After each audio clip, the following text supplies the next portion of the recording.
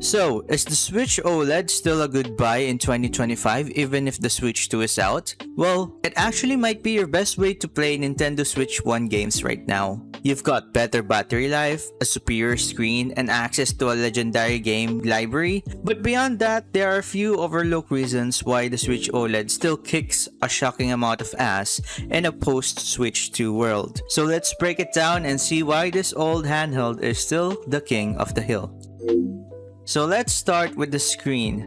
The OLED is an absolute beauty. You've got inky blacks, rich colors, and a level of contrast that makes the original Switch screen look like it was printed on a napkin. While the Switch 2, it went back to LCD. Bold move, Nintendo. Well, it's not a terrible screen, it's bright and vibrant enough, it has HDR, but there's a real issue here, and that's ghosting. Yep, in fast-paced games, you'll see blurring and trailing effect. It's like the problem with VA screens. Instead, this screen is an IPS, so I can't even fathom why it has ghosting. While it's totally fine in slow-paced games, but in action-heavy ones, you'll notice this ghosting issue. The OLED screen still looks cleaner in handheld mode, and the visual clarity matters. But if you don't really play your Nintendo Switch 2 on handheld, it's fine. It's great on a TV. Now here's where the Switch OLED absolutely destroys the Switch 2, and that's battery life. The OLED lasts about 4.5 to 9 hours depending on the game. While the Switch 2, only about 2 to 4 hours. Well, maybe less than that if you're playing Cyberpunk. Let that sink in. That's Steam Deck levels of battery life. It's a beast, yeah, but a beast on a leash. Portable in theory, but tethered by your charger in reality. So it's actually not that portable. Imagine if there's an hurricane or storm and you need to play through it and you don't have a power bank. You can only play 2 hours and then you're stuck there thinking why I don't have an OLED while crying in the corner while waiting for the hurricane to last. Well, if you have a power bank, that's no problem. So if you're planning to play portable, the OLED still is the king, especially if you're gonna play Nintendo Switch 1 games. You still have a lot of hours playing that game than if you're gonna play it on the Switch 2. OLED is still a smarter choice for portability. The OLED model has that premium feel, slim bezels, a sturdy body, and an adjustable kickstand that doesn't feel like it came from a Happy Meal. The Switch 2, well, it's chunkier, it's heavier, while it's more powerful under the hood. It doesn't feel quite as elegant in your hands because it's heavier, although because the Joy-Cons is bigger and it's bigger overall, it actually fits your hands better. The issue is it's still quite heavier than the original Switch.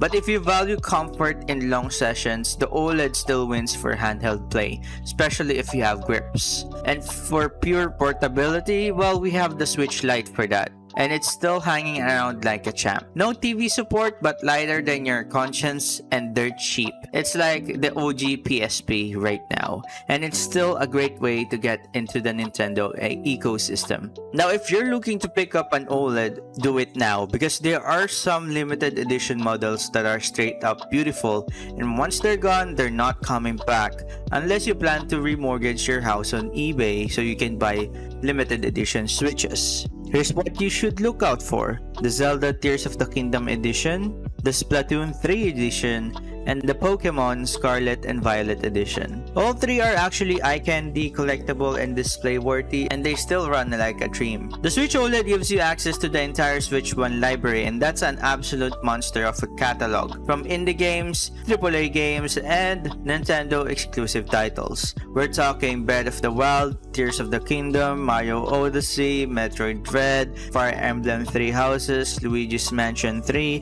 Bayonetta 3, Xenoblade 1, 2, 3, X, Animal Crossing, Hollow Knight, Cuphead, and the list goes on for miles. These games aren't going anywhere, and playing them on the OLED still gives you the best handheld experience. And of course, longer battery time, a better screen, and also it weighs a lot less than the Switch 2. Now let's clear something up. Well, the Switch 2 does have new games and they are actually quite good. For release titles, it's still small and frankly kind of skippable for now. Here's what you are getting on Switch 2 at the moment. Mario Kart World, upgraded Zelda ports for Breath of the Wild and Tears of the Kingdom, Deltarune Chapters 1 to 4, Street Fighter 6, Bravely Default Remaster, Civilization 6, Cyberpunk 2077 Ultimate Edition, and many more. Cool games, some even great, but nothing you have to drop hundreds of dollars unless you absolutely need to play that Mario Kart World. No new 3D Mario yet, no Smash sequel, and Pokemon Legends ZA isn't out yet. No Metroid Prime 4 until late 2025, so you're not missing out by sticking with the OLED for now. Let's be honest, the Switch 2 we have right now, it's not the final form.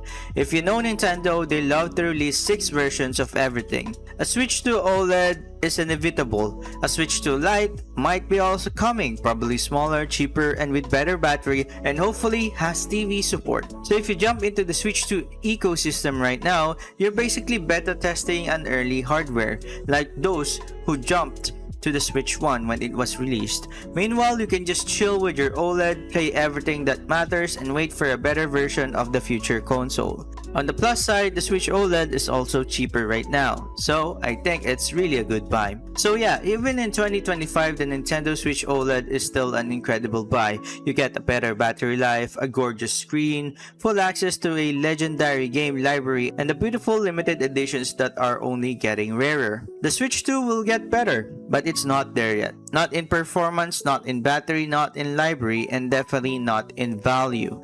The OLED isn't just still relevant, it's still the best way to experience what Nintendo does best. The OLED isn't just still relevant, it's also still the best way to experience playing Nintendo Switch 1 games. So what do you think? Are you gonna buy the Switch 2 or are you gonna buy an OLED that's currently cheap right now? Let me know in the comments below, and don't forget to subscribe, guys. Thanks for watching. See you in the next video.